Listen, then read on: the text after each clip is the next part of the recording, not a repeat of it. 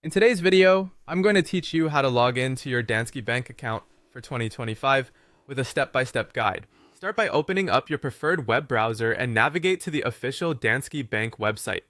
You can do this by typing www.danskebank.dk into the address bar if you're in Denmark, or visit your specific country's Danske Bank site. It's important to make sure you're on the official website to protect your personal information. Once you're on the homepage, direct your attention to the top right corner and look for the Log On button. Go ahead and click on that. This button is your gateway to accessing the online services provided by Danske Bank.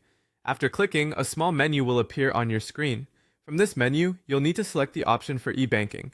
This is applicable whether you're using the account for personal reasons or business purposes. By choosing e-banking, you're opting for a secure and efficient way to manage your finances online. Now that you've reached the login page, it's time to enter your credentials. Begin by typing in your user ID. This unique identifier is given to you by Danske Bank and is essential for accessing your online account. Following that, enter your password carefully.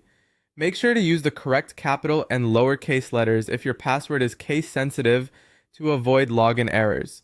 Once you've filled in your user ID and password, the next step involves approving your login attempt for security reasons. Here, you'll use either the MitID or Danske ID app on your smartphone.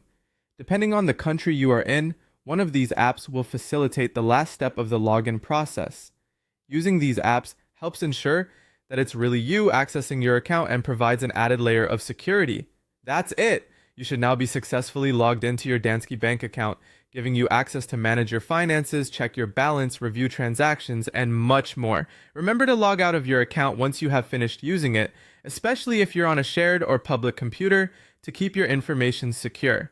Also, it's a good practice to periodically change your password and keep your authentication app updated to maintain the security of your account. Thank you for watching this guide on logging in to your Danske Bank account. If you found this video helpful, don't forget to like and subscribe to our channel for more tutorials to make your online banking experience smoother and safer.